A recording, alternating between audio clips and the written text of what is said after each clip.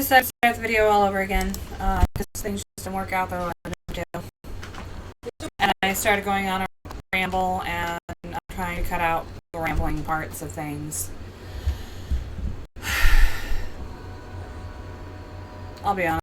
Next week we're probably not going to show simply because I don't know how things are going to progress as far as going into labor and delivery. Went to the doctor today. Had a stress test, a non-stress test, which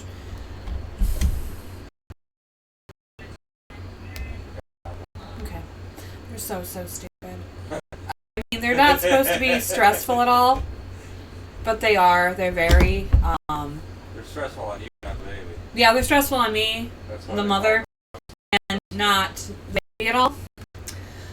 Because what happens is they put these straps on you.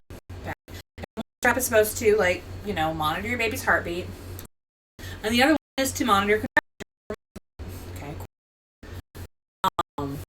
And well, you know, because things are long, they check my fluid levels, my amniotic fluid, to see how much I have in there, and you know, obviously, if I don't have a whole lot, that means go time. Or it's a concern for the baby.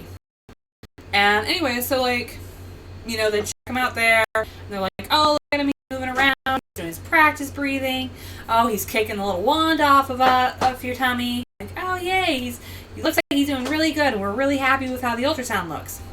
And then they take me in for the non-stress, and for whatever reason, I don't know why, but apparently I've got a long hallway that exists inside my womb. Because we can hear my child walking away from it. It sounds like he's walking down a hallway.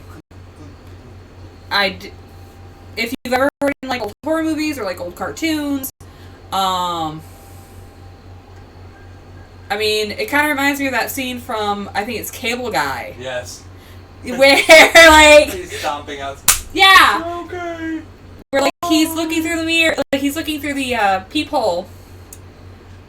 And Matthew Broderick's character, like there's some interaction between Jim Carrey's character and Matthew Broderick's character, which was a lot in that movie. But like Jim Carrey's character is like, all right, I'm leaving, and he just kind of walks. That is exactly what our son did during the first non-stress stress test. He's like, fuck this shit. Yeah. He got bored. He got bored. I'm gonna go. Yeah, he was like, high kick, and bumped the monitor that was, you know, checking for movement, and he decided to hide out somewhere, so... It's like, I'm gonna go read a book. Yeah, he's like, I'm gonna play some read a book, I don't know, I'm just gonna hang out down here. But he moved enough away from the heartbeat monitor that the midwives were very concerned. They're like, first off, we didn't hear a whole lot of movement. And I'm like, he walked down a fucking hallway.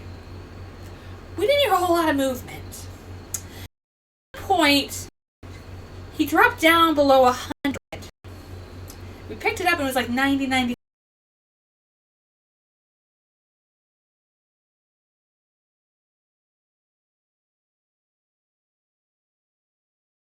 Okay.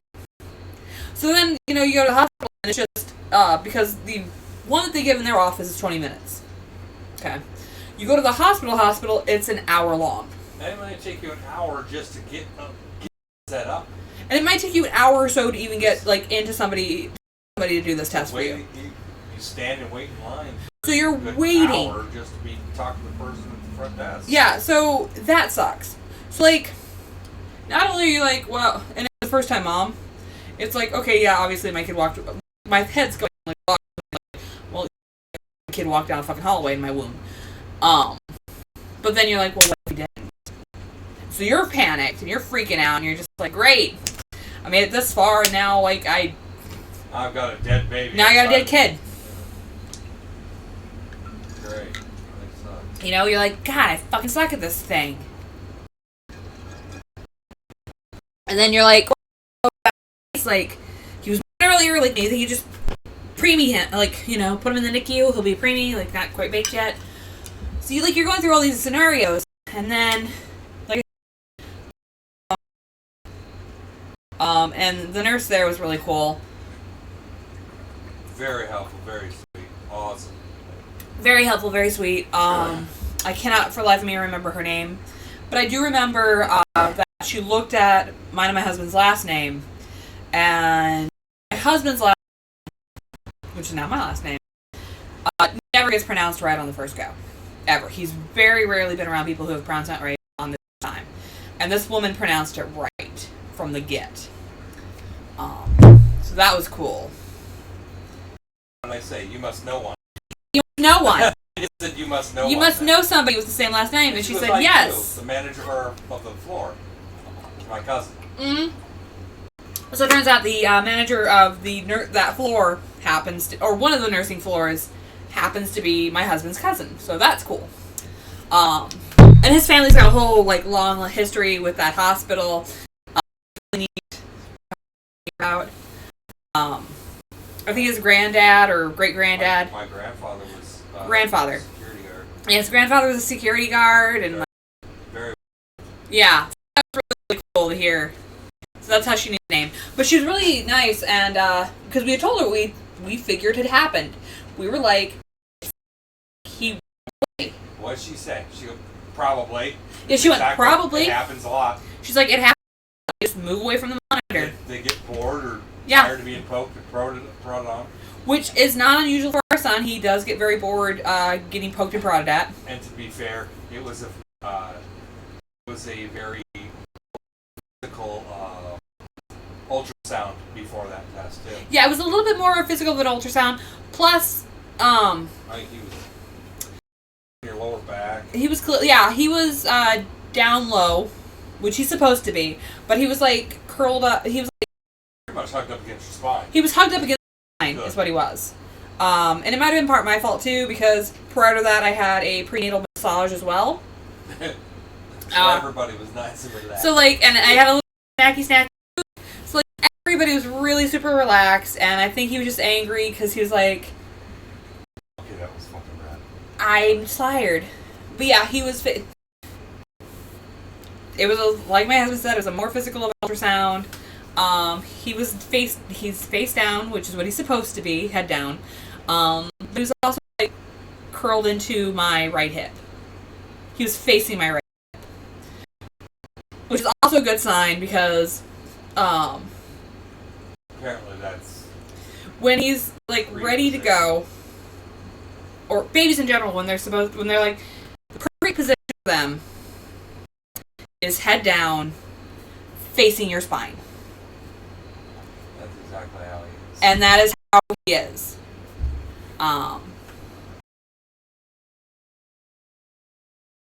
But yeah, the nurse at the hospital was really cool. She did an hour long. We did the stress test, and for the first 10 or 15 minutes, she held.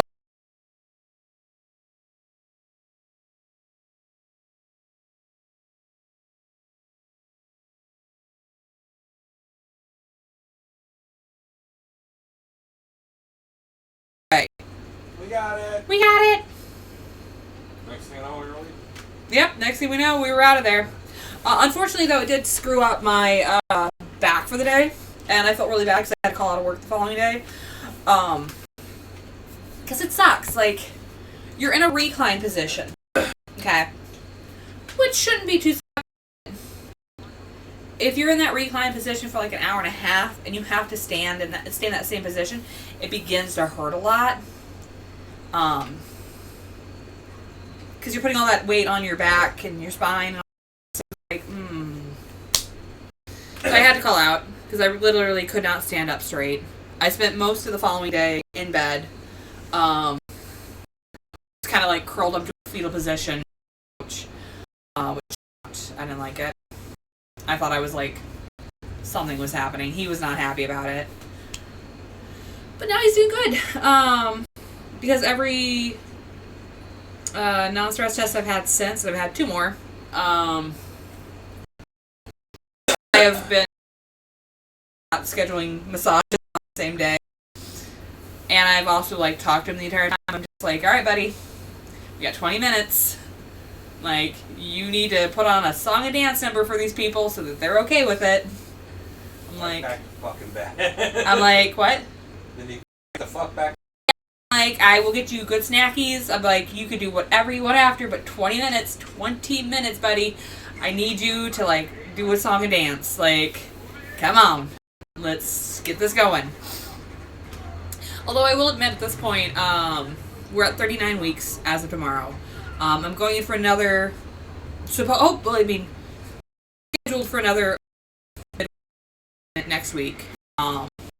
Next week is due date week. So I'm thinking, like, if he's acting a fool next week, and they're like, well, you need to go to the hospital, I'm going to be like, check me out, and dilated. Because he's ready to get him out. Which is where I'm going to be with it.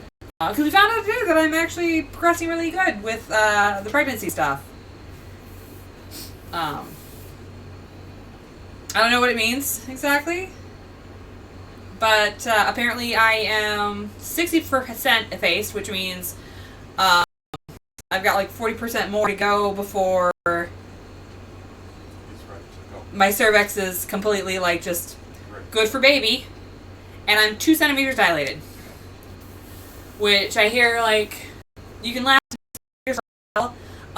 Once you get into like third, you're in like your second stage of labor. And then by the time you're like at 6 centimeters, it's like it's gonna happen.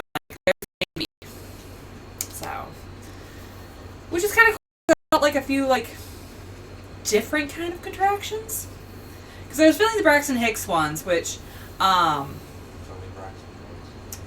they're up higher, and people are like, "Oh, your tummy's tightening. When your tummy tightens, it means it's a contraction." And I'm like, yeah, but I don't feel anything else. It's just like it's a tummy tighten. My son's been doing that since like ever. Like it's his favorite thing to do is he'll just like become a lump of a rock inside me. But then now I'm feeling this like almost a period pain as well, which totally baby time. Which I'm feeling them right now, but there's nothing happening. It's a tightening lower in my abdominal area, kind of there in my legs. Feels weird, but if I can talk through it, I'm talking through it. Like it's not, you know.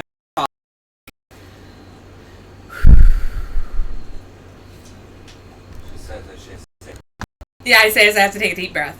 But yeah, if you can work through it or you can like move yourself around and adjust and it goes away, like it's all good.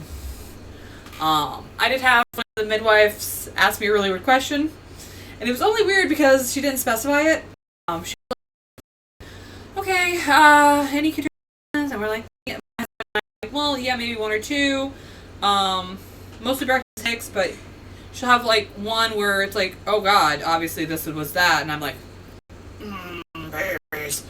And then 2 days later, I'll not like consistent. But then she's like, okay, any leaking of fluids at all? And I'm just like, okay, first off, I'll tell you in a sec. But I'm like, I don't know what this, I'm like, I know this woman means like vaginal fluids and not necessarily urine, because I'm like, myself, I was trying to be, and I started laughing about it, and I started peeing myself, because I don't know how to be a person, but my husband, on the couch, was the baked potato. So we decided to buy steaks, and I can't have steaks raw. I have to have them now, which sucks. But my husband made some really bomb steak, and we had potatoes with the steaks and stuffed mushrooms. It was a really good meal. We managed to get everything on, which always makes me feel super happy about it. Because we've been talking about wanting steaks, and I put them on sale at work, because I don't know if you ever go to a grocery store, look at the dates on things, because technically speaking, a lot of grocery stores will coupon things that are going to expire or about to expire. Um, so with meat, so like today is 13th. Grocery stores should have things that are 13th, 14th, and 15th couponed, and anything that's the 13th should be the highest coupon. And well, I coupon some steaks out, and the highest coupon I could put on them because they were going to go that day, and it was either eat them or freeze them. And my husband and I took them home. You know, we did our thing with them. Bought baked potatoes from and plus we got an additional like food. And then we went to Aldi's and got their stuffed artichoke. Cheese and artichoke mushrooms. So it was a good fucking meal. And so I got this with cream and margarine on it. And it's this baked potato.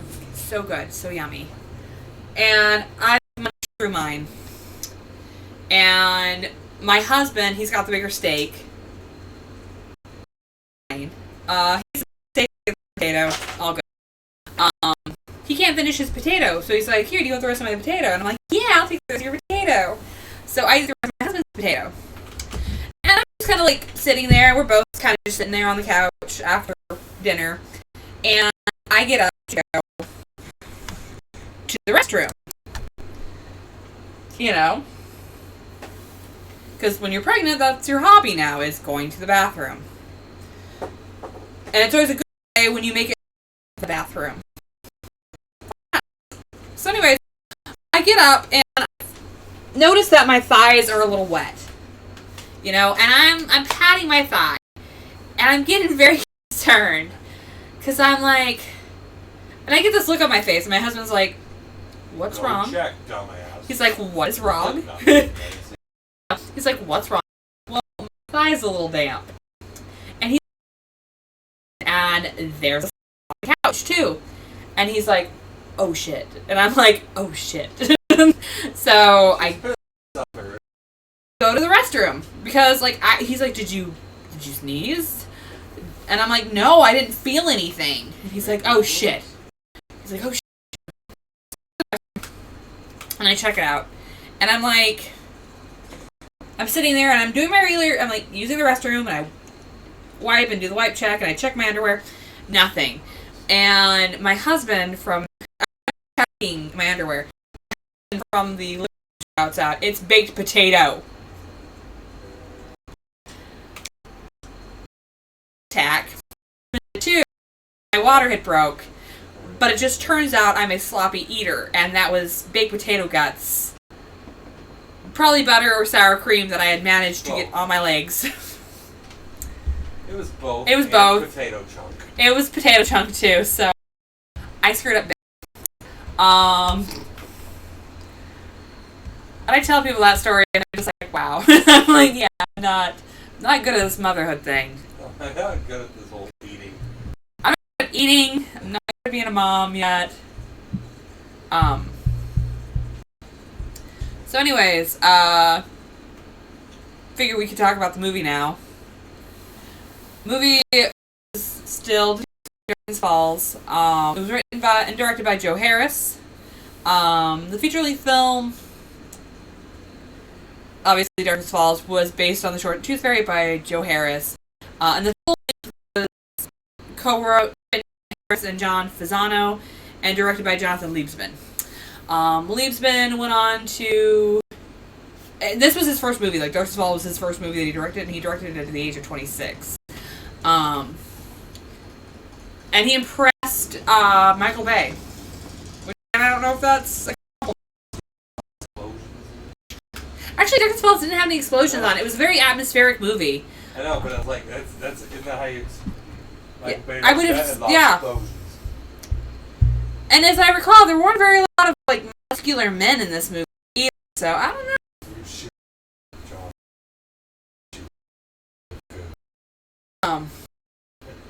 But anyways, he impressed Michael Bay enough to where Bay had him do Los Angeles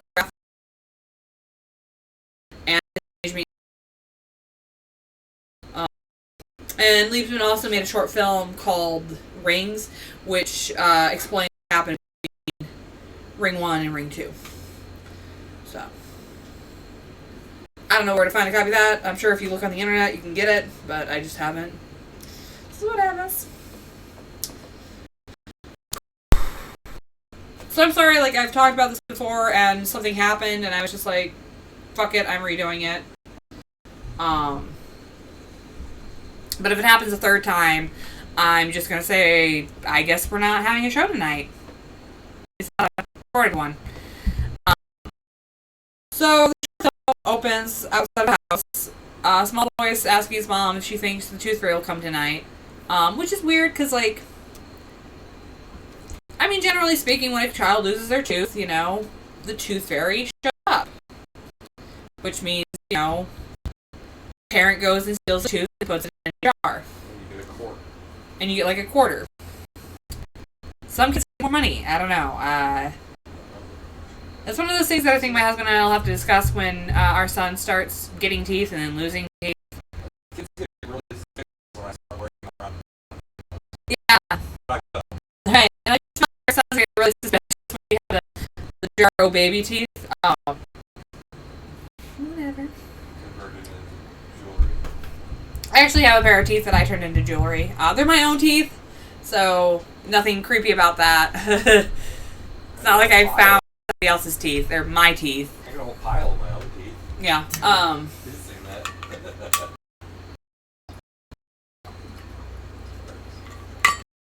I had a couple of wisdom teeth that I had taken out.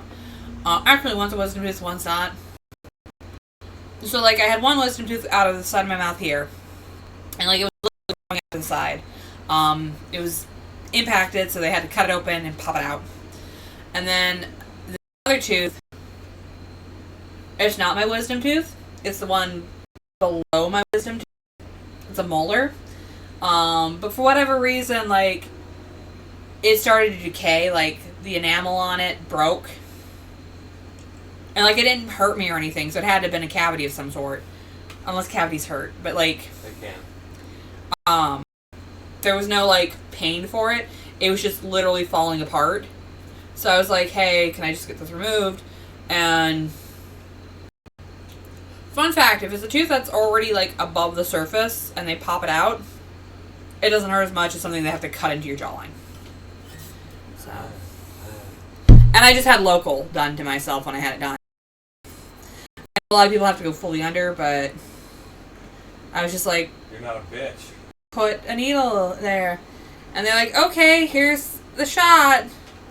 And they're like, can you feel it? I'm like, yeah, I can still kind of feel it. And they're like, okay, now. You know, my face is numb. And they're like, okay, we're good to go. And they're like, okay. And they're like, here's the good drugs. Because they give you an antibiotic and, like, well, in my case, I got an antibiotic and, like, pain reliever. I got a I can't even remember what the pain reliever was. Pain relievers that it was like addicts would really like. It was a Vicodin. Sorry, I just You don't know her drugs like other people. I don't know drugs as much, but I know I was told those because they can fuck you up and because certain people are very addicted to those. And they will ask for them. And so it's like, you gotta be careful. Like, one, you can't let anybody have them. Because, yeah. Especially if it, yeah. Like, the old junkie and me's like, I wouldn't be. Right. But yeah, anyways, I knew they were good, like, and I have to applaud, like, my parents, because my dad had hernia surgery, like, a few months before my husband had hernia surgery. And my dad, I think, only had, like, one hernia. My husband, unfortunately, had 3. Because he was trying to one-up my dad. I don't one up. I Up everything. 3 up the whole. But anyways, I'll get back to the movie. This is a side tangent. But yeah, my dad got on, had his surgery. And I don't remember if they gave my husband any medication for his. No, they offered, but I didn't take it. They offered him, but he did not take it because of personal reasons. Yeah. You know. But my dad, they offered him stuff too, and I'm actually really proud of him. You know, they were like, "Here, sir, take this," and yeah, it was heavier drugs. You can take this, or you can take just ibuprofen, or Advil or Relieve or whatever to help with the pain. Take this aid. But it was like a separate prescription from his pain reliever they gave him. That was why I think it was also, I didn't want to pay out of pocket. Yeah. But then, like, my dad ended up flushing the highly addicted stuff down the drain. Like, taking care of the highly addicted stuff and disposing of it. And that was really, like, that's a really because he's not in any way an addict. He's never been, to my knowledge. But the fact that he's like, you know what, I don't want to put myself at risk there is something that's very, you know, commendable. Especially if you know you are a person like myself. If you put a bottle of pills in front of me, I've been clean and sober since shit. You know, I've been off pills since the 90s. Mm-hmm. But I'm afraid you stick a bottle of pills in front of me, and I'm just gonna see what they do. Right. It's just. I can hear my husband or not, but Recovery. He's been recovering since the 90s. Hasn't had any no relapses. No relapses in what was his addiction. Yeah. He was a pill popper. But it's one of those things that we keep that very. I like my friends. Keep it very. I don't know what the word is, but we don't have anything like. We've got nothing to hide about that. The worst we've got in our cupboard is fucking. I'm trying to think here. I don't have anything. Aspirin. I got some Tylenol. Aspirin, Tylenol. Got some Unisom, which is like a sleep aid. Anti-diarrheal. We've got anti-diarrheal stuff. You know. Oh, Dramamine. Got lots of Dramamine. Lots of Dramamine. Yeah, lots of Dramamine. And I think the worst of it's anxiety medication, which he doesn't touch, and I trust him not to touch it. So, which I've not touched it in a while. I used to have a habit. I hate saying it's a habit, but I would get heavily stressed out in certain situations, and situations are no longer part of my daily life, so I haven't had the need to take one. So that's really fucking cool. I'm proud of myself.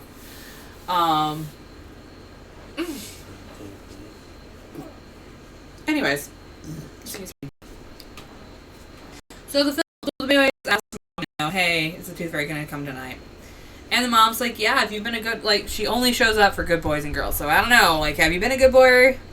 And he's like, oh, I've been a good boy. I sacrificed all my... And so she puts his tooth in an envelope, slides it underneath his pillow. Does her night to him and leaves the room. And so the kid's, like, cozy in bed, and you hear these flapping sounds. Like wings. Almost. And there's shadows on his bedroom wall and show these wings flapping, and they're huge wings. They're huge, like, butterfly wings. Huge fairy wings, is what they look like. Because they're supposed to be. Kind of. So, and the cat.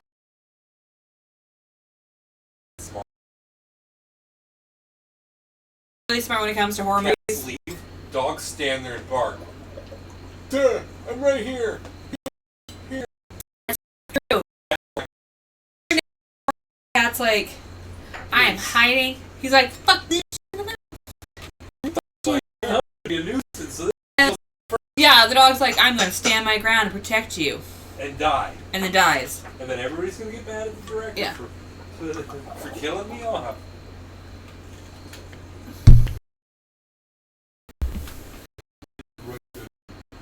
Yes, I did, because that's what would actually happen. Yeah. The cat would be like, screw you guys, I'm going home. But the dog would be like, no, I'm gonna. I'm going to protect you. And that's why I'm going to be eating your food in the morning. Who is probably like a 20-pound cat. It's just like, fuck this shit, I'm out. This slinks And then off. you've got this like tiny, like 2-pound chihuahua. It's like, I'm gonna die. Fuck shit up. I'm the best. And No. it, yeah. Dies of a heart attack before the thing even gets within 5 Because it's a feet of it. chihuahua. It's like, Chihuahuas have 2 things. Fur and fear. nerves. They're just huge, big bundles of nerves. And I grew up My husband grew up with Chihuahuas. Chihuahuas. with And he can confirm that, yes, they are nothing more than fur and nerves. Poor animals. They're, but you know what? Huh. Some of the most loyal dogs. Oh, yeah. They're super loyal, though. I love. She was the shit. Whoop your ass. That was 3 feet. My family has a schnauzer, a mini schnauzer. And he cracks me up. Mini only in height. Extra large in width. He's a heck of chunk. I speak the truth. My husband does speak the truth.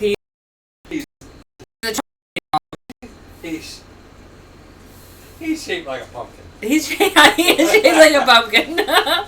He's like short and squat and round. Because like my parents will go on, we usually do a family vacation, and we're not going this year, obviously, because of pregnancy and all that. And We're not. They still are. they're still going. Jerks. They're still going on their family. Legacy. And I was volunteering. I was like, hey, since you guys are going, do you want my husband and I to dog sit? And they're like, no, your uncle's dog sit. and- gives him an excuse. That's what it is. We should talk about that because we don't know. He might be a fan. Right. Well, Here. anyways, they're like, no, your uncle's. He really looks forward to it every year, spending time with Jafar and just like being away from all the stresses of it. It's like a mini vacation for him, because he gets away from like all the stresses. Kinda. It's like a staycation for him, He loves it. He likes it. It's a fun time, because my parents have a cable than he does, so he can watch all his like History Channel stuff. The dog's there, and all the stresses that he would normally have like at his own place are gone. So, thing is though, the dog always ends up gaining weight Don't know why. because he's so well loved. So my parents have to put the poor family dog on a dog diet after their vacation. Because he's usually 5 pounds heavy. Because he's usually 5 pounds heavy when they start. It has no hair. Which Chewing the all hair of his stress. the hair thing is so sad because he gets stressed. And he chews it out. He does. He I don't know if it's because like somebody in the family stresses out or not, because dogs can pick up on emotional cues, or if it's because he's literally. But he does. He'll end up chewing. He has separation anxiety. He gets separation anxiety. That's Um, exactly what Is what he gets, and that's why we always have like a family member watch him, so that he doesn't get the separation anxiety, but he does get it. And he ends up chewing the fur off his butt because that's the only spot he can reach. it is. 'Cause And he's so fat. He can barely reach. he ends up with a bald butt because he's so like just anxiety. He's got so much anxiety. So much, but he's such a chunky butt. We love him so much, but he's such a chunky butt. I like chews on it. And I'm actually really proud of him because I was over at my folks' house on Sunday to do laundry while my husband's at work. And he hasn't started doing it off yet. So I don't know if he's a little bit calmer now or like what's happening, but there was no like from his week, I don't know. So anyways, yeah, back to the cat. It runs out of the room because it's like, fuck this shit, I'm out. And the boy's scared, so he starts chanting to himself, be a good boy. But, unfortunately, even though he opens his eyes eventually, And he looks around. Which is bad because the mother had said, like, you know, you have to close your eyes. Like, you cannot see the Tooth Fairy. That's one of the rules about the Tooth Fairy. But he doesn't listen. And he goes and he checks his tooth and it's still there. But when he turns, he sees this unseen presence in a shower of coins. It's like, yeah. Making it hail. Covers the boy, and his look of joy, because he's like, I get to see the Tooth Fairy, and I'm getting all these coins. Baller. Yeah, in this short, he was like baller. Surprised by a look of horror. He starts crying out for his mom, and she hears this and puts down her cross stitch or knitting or whatever she was doing. Book. I don't know what she was doing. She was doing. Go maybe. Sudoku? Sudoku? Wait, no. You know, it's that thing with the numbers, and you're like, Well, I thought it was the chick in the well. No, not the chicken in the well. She's like doing the numbers thing. Mufasa. Mahjong? No, it's not Mahjong. It's That's the girl from. Anyways, she's doing some kind of puzzle or some. She's doing one of those like weird old mom things. What my weird mom thing's gonna be, but I'm gonna find something and I'm gonna do it at night. So she heads upstairs, and there's a sign on the boy that says "Not good enough."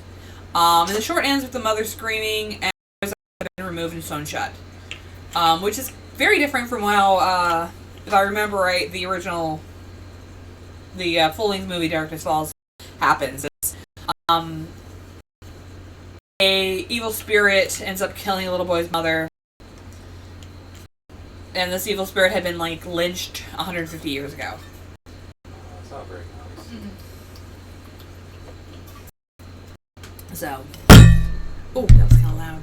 But yeah, that was Darkness Falls, the Tooth Fairy short. That was based, well, the Tooth Fairy short that became the full-length Darkness Falls movie. Yeah, I haven't seen it. When it came out. My husband liked it when it came out. I'm sure I liked it when it came out too. I loved it enough to buy it. So. Yeah, he liked it enough to buy it, so. Which, you know, if you like a movie enough that it entertains you and you want to buy it, you know. Oof. Yeah, well, then again, I do own Fantastic Four, so that doesn't exactly. You know what? Sometimes you gotta be in the right mood for Fantastic Four. I don't know why I bought it. Was it Jessica Alba? No, because I don't really think she's all that. Alright, fair enough. Anyways, I mean, if a movie's entertaining, you should definitely get it.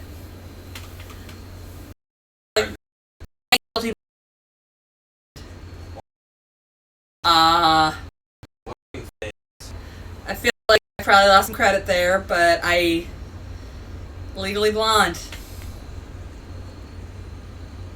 Wow. Yeah. Yeah.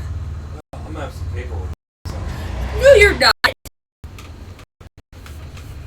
Don't do paperwork business. Next week we're probably not going to have a show because we're going to be progressing a little bit further into the pregnancy. So might be a baby. I don't know. Ooh. I want to end this by saying, yourselves, September is apparently Suicide Awareness Month, so please, please, please, know that your friends would rather sit with you and talk with you through the night to make sure you're okay, than attend your funeral. Okay? Everybody should know that. I mean, obviously, you know, it's such a weird thing to talk about, suicide and all that, but please do out to people. You know, if you're not in the right place, talk to somebody, find somebody who will talk to you, and don't ever, ever, ever fucking think you're a burden.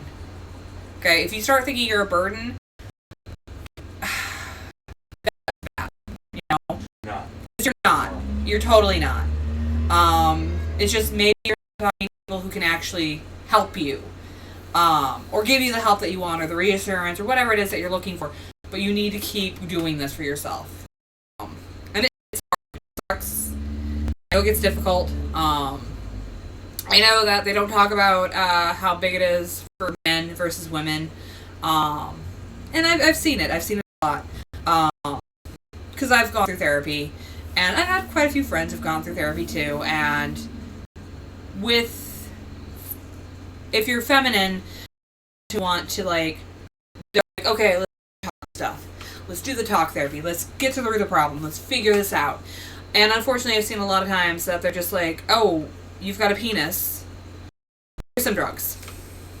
And then your drug options are either everything's okay mentally for you and you can't get an erection.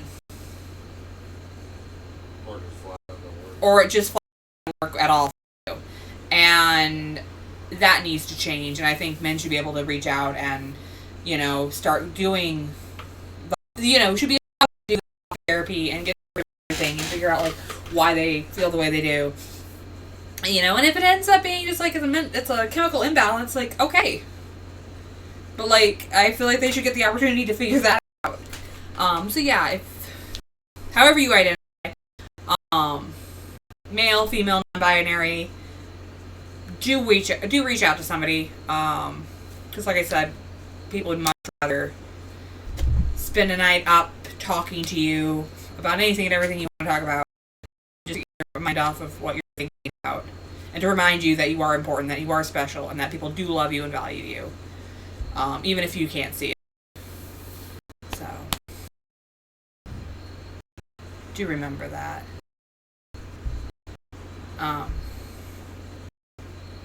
Yeah, it's a really hard topic to talk about. Yeah. But it is something that needs to be talked about more. And like I said, September is Suicide Awareness Month. And just make sure that you are taking care of yourself. Whether that's reaching out to a friend and, like, or it's just, some self-care for yourself, I've started doing yoga again. I've been doing it a little bit more consistent. I started journaling about a month ago. The journaling started off like just random things, like what was bothering me about the day, what I was upset about during the day. And I was realizing that, like, I was pouring a lot of, like, negative into so I try to make sure that now when I do my journaling, I'm doing nothing but things that I've been grateful for the day. And I give myself a goal of 5 things a day that I am grateful for. And I've been doing it about a week now, and I am up to now 9 things that I'm grateful for. I'm not saying that works for everybody, but I am, like, saying, like, it helps me out. So I thought I'd share. It's really bad.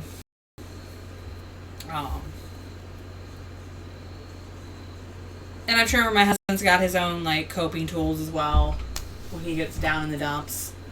And of course, he always knows we've got each other. Yep. And I know we're very fortunate to have one another. And I know I'm very fortunate to have a family that would be willing to talk with me if I was ever feeling anything dark and bad, But hopefully, you've got out there that you can talk to, you can share with, and you can be, like, better. And you know that it's okay to not be okay. Like, it's okay to not be okay. Not everything you see on the internet is 100% how people are all the time, I think we'd like to put out this persona to impress people, but honestly, nobody's happy. Nobody's that perfect, just because you see the happily married couple doesn't mean that they're happily married and they're not having some stress elsewhere, or the dating couple, or the happily single person. Like, everybody's got their own, like, demons to talk about them, because of bringing everybody else down or feeling like they're complaining too much about it. So please know that what you see online is not factual by any means.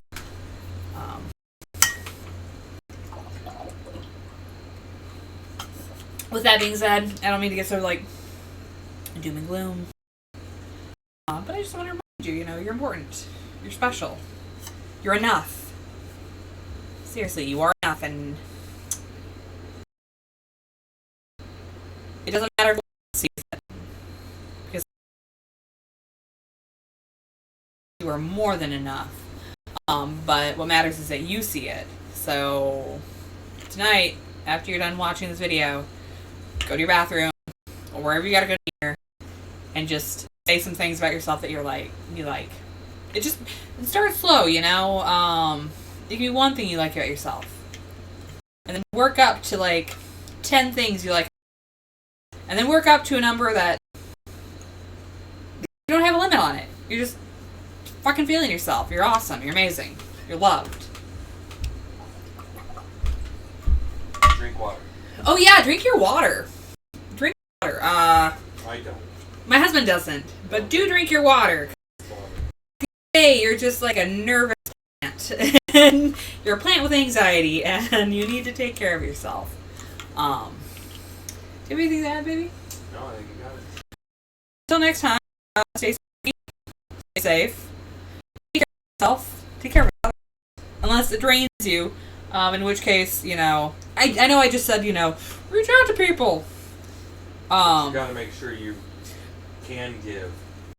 You cannot pour people before you, because as always, you can't pour from an empty cup. Okay. And don't ever think that because you were not there for somebody that it was your fault that something bad happened to them. Do not fucking think that. Because the sad reality is that sometimes bad shit happens. And it sucks and it hurts. But please don't blame yourself for it.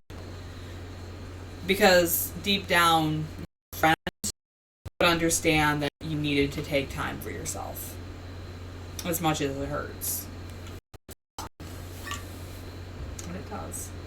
So yeah, make sure that you're taking care of yourself so that you take care of your friends when they need it. And make sure that if you're not in a good spot, you're reaching out to people. You're reaching out to as many as you can. Okay? And we would much rather sit there and hear your sad story from your point of view than to hear it from somebody else's. So, okay. So please, take care of yourselves.